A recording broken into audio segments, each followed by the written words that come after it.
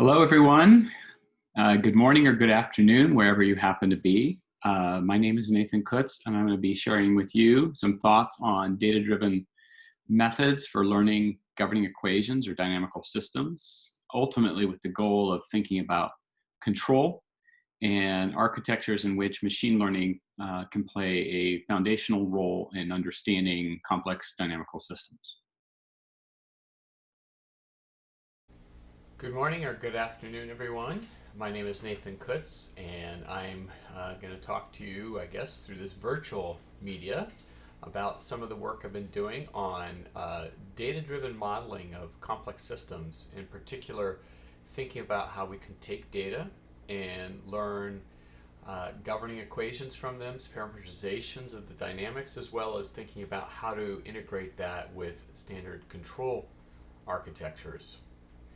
So part of the work here I want to just highlight is with Steve Brunton, is my main collaborator at the University of Washington, and all the work that I'll be talking about is in collaboration with him. But the first part of the work was also done with Josh Proctor, who's at the Institute for Disease Modeling. And this is really about taking data and discovering models or governing equations from data directly. And I think this is an important concept for a lot of us working in complex systems where we want to discover either coarse-grained models, multi-scale physics, where we may know some of the governing equations, but not all. And how do we use data itself to help us guide our decision processes and understanding how to formulate governing equations. What I'd like to highlight is that this is, of course, an old problem. We've been thinking about this through the entire course of science in its development. And I'd like to always give this example here, which is this is the retrograde motion of Saturn and Mars if we look at the sky. And so one of the questions is, how do we understand this? How do we get down to F equals ma? Well, the thing I want to highlight here is there's two things that happened. One is we discovered the correct coordinate system, which is a heliocentric universe. And second, within that coordinate system, then we were able to discover that we had this F equals ma law. So I always want to contextualize that. It's not just about governing equations, it's also about coordinates, and I'm going to make sure to highlight that as we go along. So here's the mathematical architecture. I have some dynamical system that's producing the data, dx dt equals f. Now, normally we write these down, but the whole point here is that I take data measurements and I would like to discover what f is, and also what its parameters are, and could it be even having some stochastic effect. So in some sense the top line there is unknown. What I actually have is measurements, y, at different time points. And in fact the measurement model, and I think you can see my cursor here, is h. So the measurement model tells me what I'm actually seeing of the full state space x. And of course every time I take a measurement I typically pick up noise, but the idea then is just given the measurements y of this system x, which I may or may not know of the measurement model, infer h, infer f, infer theta. These are the kind of tasks you want to do. And this is, of course, a highly ill-posed problem. And I don't have enough information, it would seem, to actually be able to recover that. But this is where, when you have these ill-posed problems, applying some kind of regularization is what really allows you to solve this problem. It's either regularization or constraints. This depend on what community you sit in. It has a different name. So the idea here, the constraint we're going to impose is sparsity, and I'm going to show you what I mean by that in a moment. In particular, let's just say for a moment that I actually have actual measurements of the full state space. So I'm not going to really talk about the measurement model h. I'm just going to say it's the identity. So in other words, y is equal to x at different time points. And what could f be? Well, we've had a long history of developing science and mathematical models, so we could say, well, f could be a lot of different things, and so I'm going to make a library of all the potential things that could be on that right-hand side. Maybe it could depend upon some linear term, some constant terms, or linear terms, or quadratic terms, cubic, sines, cosines. Really, the library is just limited only by our imagination. What kind of possible library terms would I put in there? And in fact, we have a lot of good starting points for building a library because we have our entire knowledge base of science that we've been working with, where we can put in a lot of the different governing equations we've seen for various applications. So this is a rich environment to start playing around with, because now we have this potential to say, I just have all these potential right-hand side terms, but what I know is only a few of them should matter. When we look at our governing equations, there's typically only 2, 3, 4 terms that really dominate the dynamics, and that's really what I want to do, is out of this library of a lot of possibilities, down select the few terms, the few columns of this library that really matter. Let me give you an example. And the method we developed is called the sparse identification of nonlinear dynamics. And what it is let's go ahead and take a look here in the top left, which is I have the Lorenz system. So it's a very simple system, but it'll help illustrate the point. And suppose I don't know really what it was. I'm just giving you from the Lorenz system X, Y, and Z snapshots in time. So in other words, I simulate this thing, or I collected the data somehow, and I give you this data as vectors of X, Y, and Z, and then you could differentiate it. So then what I have is essentially X dot, Y dot, Z dot. So this is just going to be an AX equal to B solve problem. It's a linear overdetermined system of equations. That's it. And then I'm going to regularize it through sparsity. And so the left side, in other words, in AX equal to B, B is just the derivatives, time derivatives of my data. And here they are. There are 3 vectors. The A matrix are all these potential library terms. And here I've just shown you up, what happens if I have polynomials up to degree 5. But again, you can make a very rich library here. So this is the matrix A. I might have 1,000 different potential library terms, and every row is a different time snapshot, and so I can evaluate this matrix A, and so I have A, X equal to B. Now, if you were to just do something standard like the pseudo inverse or backslash here in MATLAB, what you would end up getting is, in fact, some kind of regression technique based upon least squares, and it would say all the terms are important. But really what I want to do is promote a sparsity in which terms are here, and so what I want to do is regularize this through some kind of L1 regularization, and L1 or L0 promote sparse solutions. In other words, I want all the coefficients of my X and AX equal to be close either 0, as many as I can. And so if I promote that, here are the non-zero terms. And the way we do this is through a sequential least square thresholding technique. And by doing that, what you end up doing is you find that, in fact, only 7 of the terms are non-zero. And what are they? Well, they give you back exactly the Lorenz equation. So this is a very nice way to just set up an AX equal to B problem with a big library of potential terms, and this AX equal to B regression actually pulls out for you the dominant terms, and in fact it gets the right governing equations for you. So we were pretty excited about this and started using this in lots of different application areas. So for instance, here is one, oops, apologies for that. So here's one again for, this is just a chart showing all these different partial differential equations, governing equations that we're maybe more familiar with, that we've explored this on.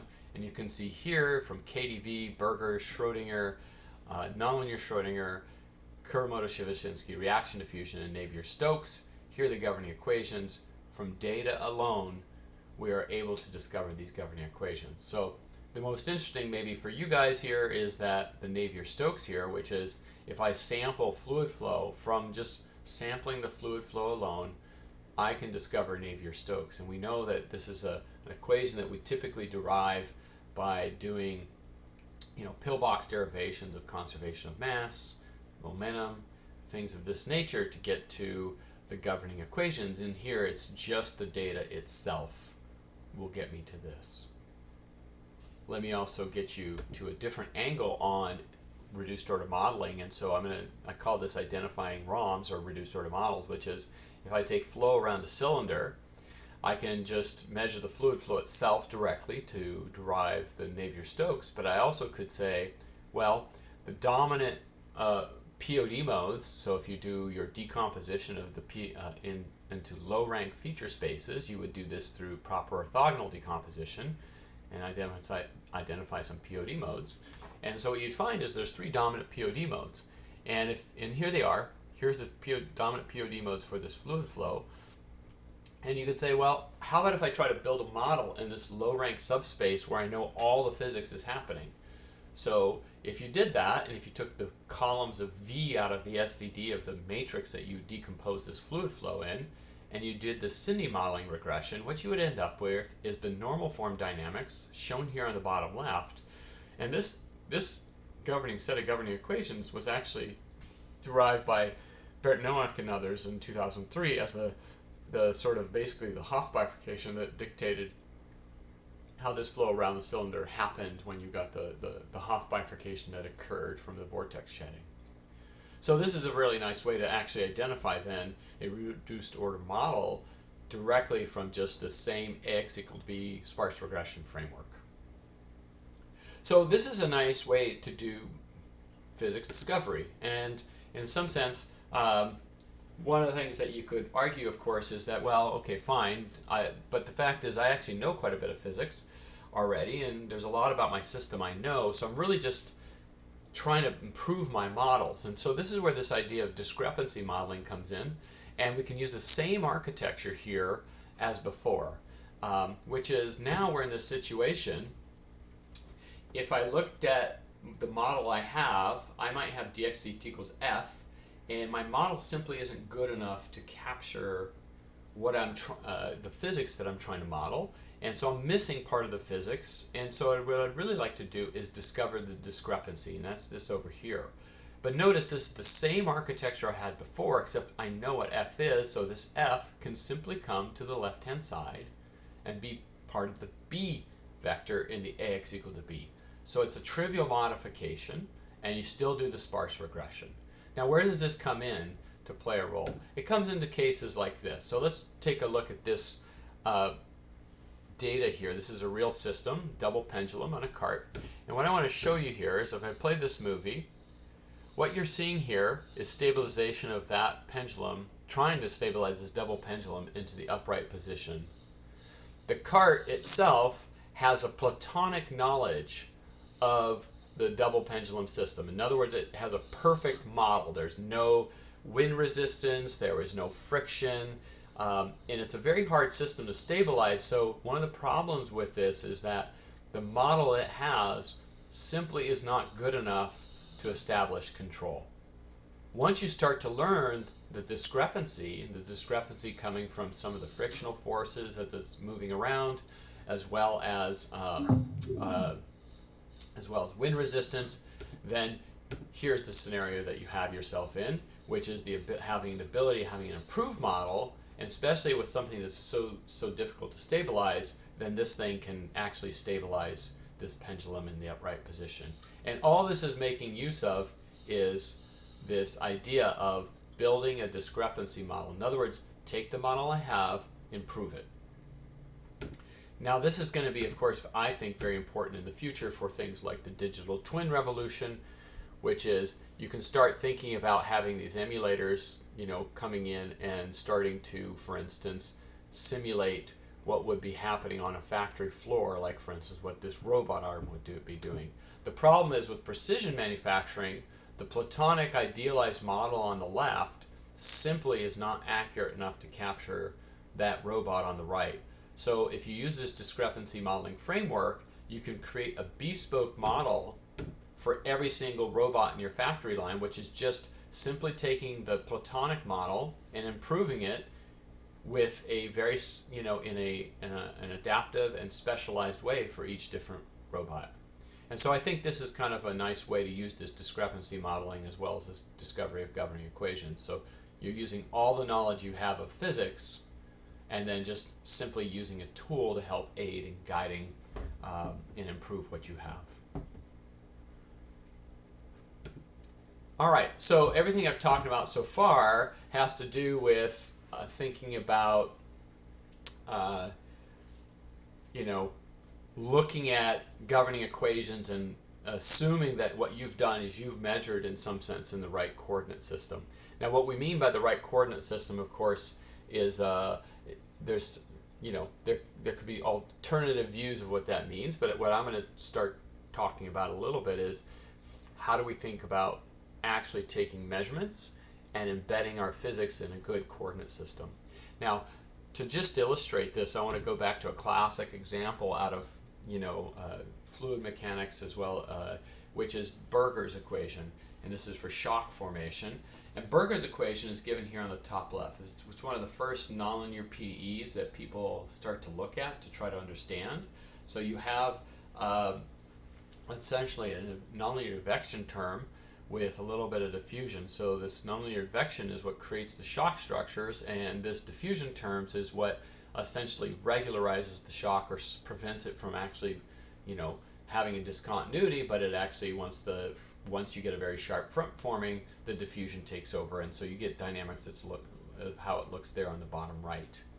The interesting thing about this equation is there exists the Cole-Hopf transformation, given by here, where you go from the field variable u to now a new variable v, and it turns the problem linear. This is sort of this remarkable feat, and this is very closely related to what we're calling nowadays Koopman theory or dynamic mode decomposition, which is trying to find some coordinate system in which the dynamics is linear. So that's what I'm going to mean by having a great coordinate system, is that, for instance, if it's linear, then it's trivial to solve the problem. So dynamic mode decomposition was one of the first regression techniques to go after this, and this was developed by Peter Schmidt in 2008 at a conference. He talked about this method and developed it as an algorithm, and since then there's a lot of work that's been done, and I'd just like to highlight the work here of Travis Askham, who was a postdoc of mine, former postdoc, who developed an optimized version of this algorithm that you can download if you want to play around with, but it's basically a regression technique where, given snapshots of the system, you fit a linear model to it. Of course, it's typically generated by nonlinear dynamics, so there is an issue about how good that fit's going to be, but it's going to give you the best linear fit. Now, why do we want a linear model? Well, linear models are great to work with because, right, first of all, we can just solve them trivially. Second of all, we can think about doing control on them, right? So once you have this x dot equals ax, and then you start thinking about actuation, in fact, that's one of the big uses of what you might do with this DMD architecture is, instead of regressing to a best fit linear model, you regress to a best fit linear control model. So you can do this. You can basically generalize the idea of this DMD regression towards handling control, and this is a very nice data-driven way for developing a controller. It's adaptive, so as you get new snapshots of data, you can update your model, and it regresses to this form of solution. Now, the things that you're supposed to know here is you need to know what your control signal is, and you need to know also what your state space is. You might or might not know the matrix B, but we have the algorithm working for whether you know A, whether you know B or not. And more recent innovations have actually been able to approximate U, so that even if you didn't know what the actual actuation signal was, you could potentially back out some proxy for it, put this in this architecture, and understand your control laws. So, by the way, one of the ways we want to go after this is, with this regression framework, is instead of using just doing the linear fit, what if we were to find a better coordinate system? And this is where we're going to use neural networks. Neural networks play this really nice role for certain applications. And one of the applications for us that we think about where neural nets are extremely valuable is in learning coordinates. So I want to start taking, going back to a pendulum problem and thinking about how do I make a pendulum linear, not just for small oscillations, but even for big oscillations. And so this is the idea of using a neural network, and specifically an autoencoder type structure, where you go from an input space to a new variable space and back out. So you have a map in and out of your new coordinate system, and what you want to have happen in this new coordinate system is you want the dynamics to be linear. So this gets you back to this DMD-Koopman framework, which is before I just made it fit to a model. Here I'm trying to find a coordinate system to really make the whole system linear. And this is work with Bethany Lush, and she's now at Argonne National Labs, and she has all this code online you can download to train neural networks to do these things. Now, one of the keys that we found for doing this was that, even in a pendulum, as the pendulum oscillations get bigger, the frequency changes, and it's very difficult for a neural network to keep a pendulum at 2 dimensions if you have this parametric dependency of frequency shifts. So we actually imbued this neural network with parametrizing its frequency, which is some way of handling the continuous spectra, and so we were able to then solve this problem of the pendulum. More than that, we can come back to so here's the pendulum linearized all the way up to the saddle point, which is the upright position. So here is the phase space of theta theta dot of the pendulum, and you can see as the oscillations get big, it certainly is quite nonlinear, and we can take this nonlinear dynamics here in the phase plane, and through this mapping, map it to linear dynamics all the way out. And so, and here are these Koopman eigenfunctions that we've learned where we've embedded this data. So it's a really nice concept because it's allowing you to learn a coordinate system which makes your dynamics more linear than it was before, and so now your linear theory is actually going to potentially work quite well. And of course, linear theory is great because there's so many things you can do in it, which is things like control, as well as just writing down solutions. Here's the flow around the cylinder, same concept. We can take this flow around the cylinder, which was a nonlinear dynamical system in this, even in this low dimensional space, and we can just take this thing and make it completely linear, learn a linear embedding for this thing, so it's a linear model in this, using this coordinate system in this neural network transformation. Now, I would really love to tie together then the concepts of the first part of this talk with this coordinate discovery, and this is what this slide does here. This is work with Kathleen Champion, who just recently finished her PhD, and I want to highlight her work because in some sense this is sort of the best of both worlds. And again, you can download all this neural network architecture that she built out, and what it's really doing is integrating the first part of the talk with the second. So the second part of the talk was all focused on, let's learn a coordinate system. Is there a better coordinate system? Just because I measured it does not make it the right variable. So what if I could find a better coordinate system? So that's what the autoencoder is trying to do, is trying to learn a mapping from X to Z and back out, where in this new coordinate some nice things happen. Now what do I mean by nice things happen? The restriction of linearity is really harsh. So instead of having a restriction of linearity, what I'm actually going to do is now I'm going to say, actually what I want to do is learn a coordinate system where the dynamics is parsimonious, where that Cindy modeling framework would come into play. And so now what we do, we're learning a coordinate system where I have the potential of constructing a parsimonious sparse model. Okay, so this is the combination. And so let me just give you the canonical example, and I think this explains a lot of the structure, which is, imagine filming a pendulum. So if you film the pendulum, your measurement space is pixel space, right? Now we look at that and say, oh, look, there's a pendulum, there's this theta theta dot coordinate. Well, your computer doesn't know that. So what X to Z is, it's learning from pixel space that there exists a theta theta dot, and then in that variable, theta double dot is equal to sine theta. And that's exactly the kind of structure that Kathleen was able to learn, which is jointly learn coordinates and dynamics together. And we think that's a really powerful paradigm moving forward.